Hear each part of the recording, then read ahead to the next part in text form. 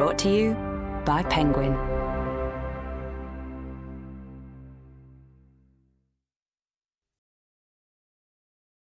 The Rag and Bone Shop by Veronica O'Keeffe. Read by Kate Locke. Part 1. How we make memories. 1. Dawnings. There are events that occur in each of our lives that are experienced with a prescient sense that they will always be remembered. Occasionally this feeling is particularly intense and, while not epiphanic, carries with it a sense of having stumbled into a new level of awareness. This new awareness is pre-verbal, like the rattling of cups on saucers that is the only sign of subterranean shifts. The rattle that set me on the journey to understanding the real matter of memory occurred in London in the early 2000s. Looking back, the incident is like the introductory scene in a novel where every ingredient of the story to be told is laid out with a canny, casual innocence that, if retrospectively analysed, is prophetic of the outcome. Edith's story set me on a journey of breaking down and reformulating my ideas about memory. Knowledge that had become automatic to me, but that somehow eluded the material essence of what it is to be a sensate living human with a memory sculpted by individual experience. I met Edith in the Royal Bethlem Hospital, the oldest psychiatric hospital in the world, and now part of the Maudsley Hospital of more contemporary fame.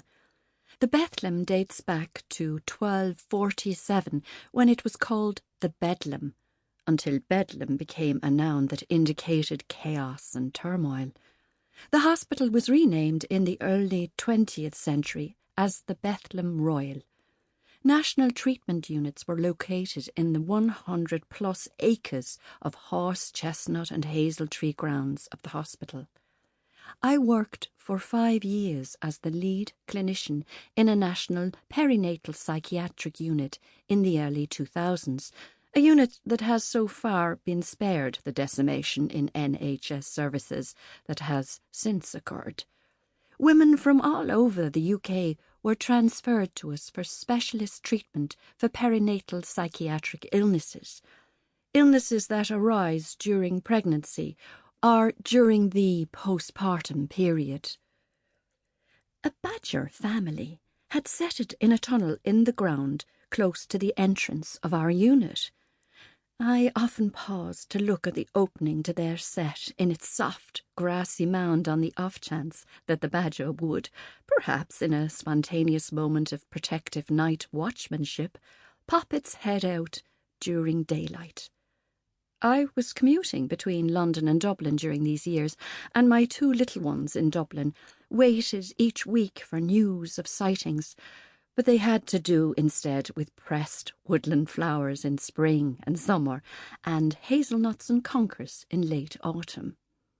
I loved my 5 years of working in the Bethlem, bringing women like Edith, who had been felled by the cruel illness of postpartum psychosis, back to their lives.